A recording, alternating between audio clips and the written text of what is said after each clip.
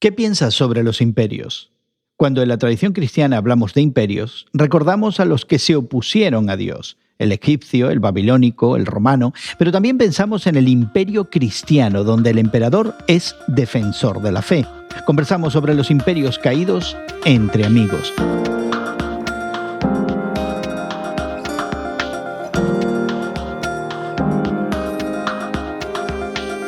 Gracias por acompañarnos entre amigos, esta conversación semanal que tenemos Guillermo Serrano, el Samazón y tu servidor Jesús García, y donde consideramos diferentes aspectos de la fe cristiana y su constante conversación con el mundo contemporáneo. Queremos invitarte a suscribirte a nuestro podcast. Esa es la mejor manera de seguirnos regularmente y de participar en cada una de nuestras conversaciones. Puedes encontrarnos en tu plataforma de podcast favoritas y, por supuesto, más información en radiomoody.org. Hoy prestamos atención a la idea del imperio y su duración. La conversación de hoy se origina en la lectura de un reciente artículo de Raúl Sor, publicado en la revista chilena Mensaje, bajo el título El fin del siglo de Estados Unidos. Sor, quien es periodista y analista internacional y también autor del libro El terrorismo yihadista, sostiene que la guerra de Afganistán es una derrota para Estados Unidos que corrobora el fin de una era de predominio norteamericano a nivel global.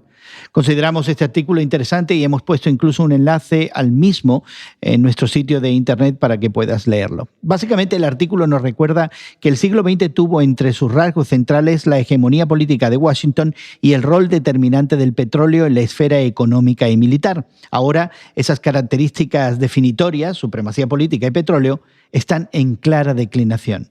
Aunque el artículo gira alrededor de la presencia y amenaza yihadista en el mundo, Guillermo y Elsa, yo no puedo dejar de pensar en otras circunstancias de este decline norteamericano. Y todo esto nos hace pensar que el imperio norteamericano, esta Pax Americana, como se le ha llamado, si es que alguna vez existió, tiene sus días contados verdaderamente. Mi abuela, y que murió hace 50 años atrás, vio con bastante claridad el decaimiento de las naciones, de las políticas.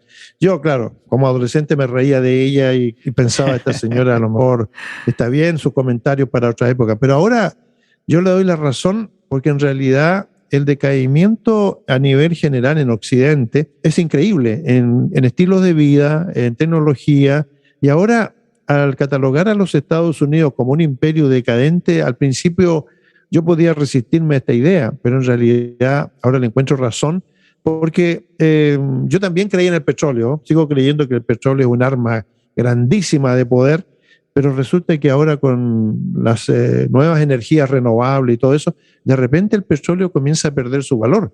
Ya no es tan caro el petróleo y hay otras cosas que lo están sustituyendo. Yo creo que tienen razón, creo que los Estados Unidos no es tan fuerte como lo fue, pero pienso también que estamos poniendo mucho atención en las batallas que, aunque largas, en realidad son pequeñas. La guerra de Afganistán creo que era una guerra que duró demasiados años y me parece que hubiera sido lo mismo si se hubieran retirado hace un año, hace 2, hace 5, porque no se veía que avanzaran, aunque estuvieron entrenando y entrenando y entrenando a nacionales de Afganistán, a personas que estaban en contra de Al-Qaeda, que eran ciudadanos de Afganistán.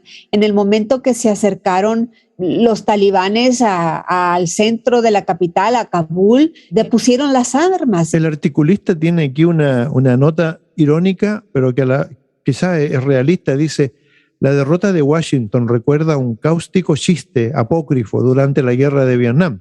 Cuando Richard Nixon llegó a la Casa Blanca en 1969, sus asesores ingresaron a una computadora del Pentágono toda la información disponible sobre Vietnam del Norte y Estados Unidos, y por supuesto el tamaño de las Fuerzas Armadas y el armamento de los arsenales respectivos.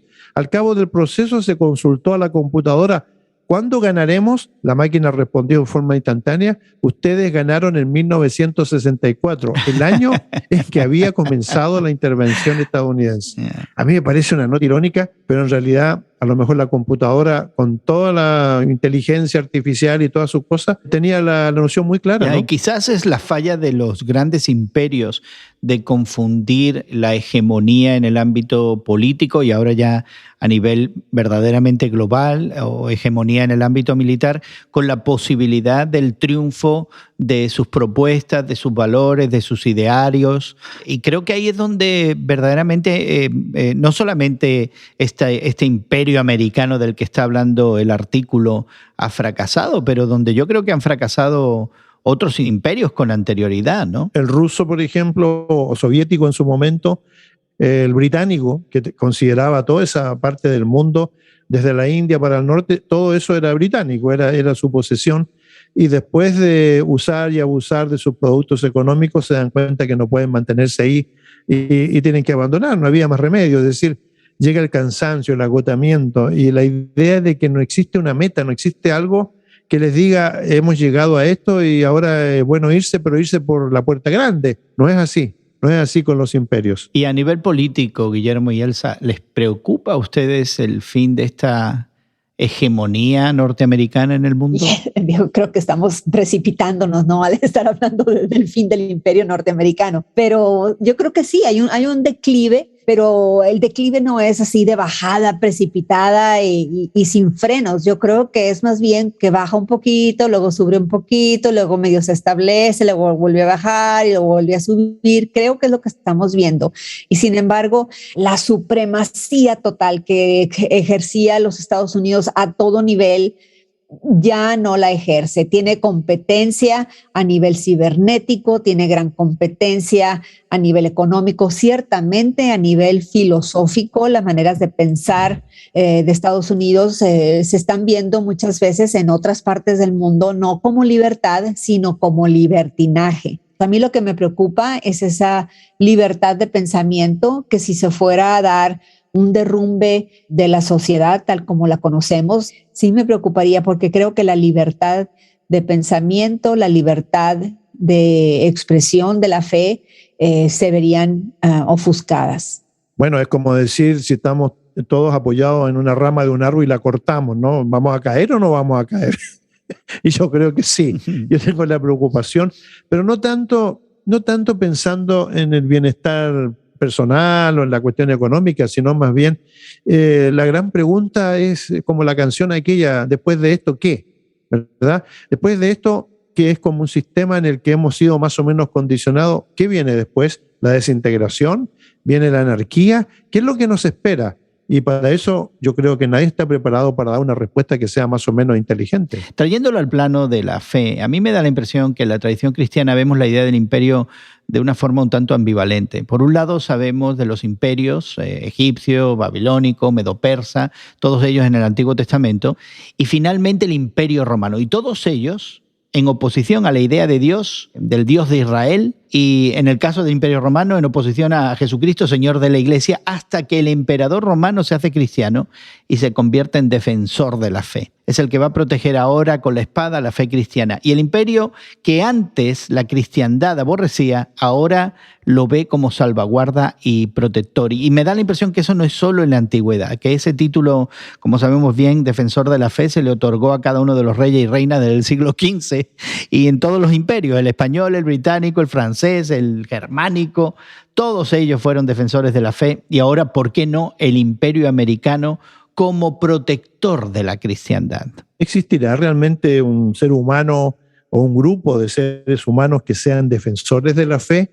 ¿Necesita la fe realmente defenderse contra los enemigos externos? Es una pregunta totalmente válida ante esta situación que enfrentamos como sociedad, como mundo, y en donde no todos tenemos las respuestas a flor de labio que nos gustaría cuando la gente nos hace preguntas de este tipo. La fe no se puede defender. La fe existe o no existe en la persona, en las comunidades, y es una cuestión total y absolutamente subjetiva porque no se puede analizar, no se puede medir, pero es algo que ha movido a la humanidad a través de los siglos. Es decir, conversaba hace poco con una persona a la que yo le decía, el cristianismo se basa en la presuposición que Dios existe y en la segunda que Dios ha revelado. Es decir, Dios tiene una idea para qué funciona el mundo. Entonces, ¿se puede realmente hablar de defensor de la fe? Yo creo que hay un error y una equivocación. En muchas personas que hoy día creen que un país, llamémosle Estados Unidos, llamémosle Inglaterra, llamémosle España, son capaces de defender una fe cuando realmente la fe es como el grano de mostaza que se va esparciendo, que va creciendo y que la gente a veces no se da cuenta y está ahí y es mucho más fuerte que cualquier imperio. Hace unos días participé en una reunión de oración en la que en un momento uno de los participantes oró por el bienestar y progreso de la nación donde vive, los Estados Unidos. Y a mí se me hace que es legítimo orar por el bien de nuestra comunidad, de nuestra ciudad, de nuestra nación. Lo que me llamó la atención, que en un momento de esa intercesión, de esa oración, se hizo una conexión entre Estados Unidos y el progreso del Evangelio en el mundo. De tal manera que la oración indicaba que si a Estados Unidos le iba mal, la fe cristiana verdadera estaba también en peligro de extinción prácticamente, ¿no? Bueno, en primer lugar, la idea que se tiene en Estados Unidos de Norteamérica tiene que ver con la cantidad de misioneros que se enviaron históricamente al mundo. Se habla de que había en un instante determinado más de 200.000 familias misioneras esparcidas alrededor del mundo que tenían origen en Norteamérica, en Estados Unidos. Entonces, cuando se habla de la propagación de la fe, se está hablando del esfuerzo del envío de misioneros. Así es que yo creo que aquí hay un lenguaje que uno también tiene que entender. Por otro lado, la propagación del evangelio no depende de un país, depende de la convicción de las personas. Sí, tienen razón. Históricamente, las iglesias norteamericanas enviaban misioneros alrededor del mundo y sí, fue un gran movimiento misionero, pero ahora esos misioneros, esas misiones están produciendo fruto en los países a los cuales ellos fueron y ellos mismos ahora están exportando misioneros y el evangelio mismo a otros lugares. Guillermo y Elsa, ¿le preocupa a ustedes que el fin de esa hegemonía norteamericana que estamos quizás anticipando, vislumbrando, pudiera perjudicar el progreso de la fe cristiana? No creo. Francamente no creo que la pérdida de poder económico, político de Estados Unidos perjudique el crecimiento, la expansión del evangelio, porque como es una fuerza espiritual, no depende de las cuestiones materiales para su crecimiento, para su desarrollo. En ese aspecto yo tengo total confianza en que no importa el país donde vivamos, seguramente habrá un remanente de gente que cree y que hará lo posible por también compartir su fe. No, eso no me preocupa, pero sí me preocupa el hecho de que vamos a vivir en un mundo total y absolutamente incierto de muchas maneras, en donde a lo mejor los estilos de vida van a ser afectados. Hasta dónde no tengo la menor idea, pero no tengo esa preocupación en cuanto a la fe, porque uno puede ir a la aldea más remota y encontrar un grupo de creyentes que son pacíficos, que creen en las cosas que creen y que le dan la bienvenida y son hospitalarios, compartiendo su fe a su manera, ¿no? Estoy de acuerdo con Guillermo, aparte de que cuando la fe o los creyentes en Jesucristo se han visto perseguidos, la fe crece aún más, ¿no?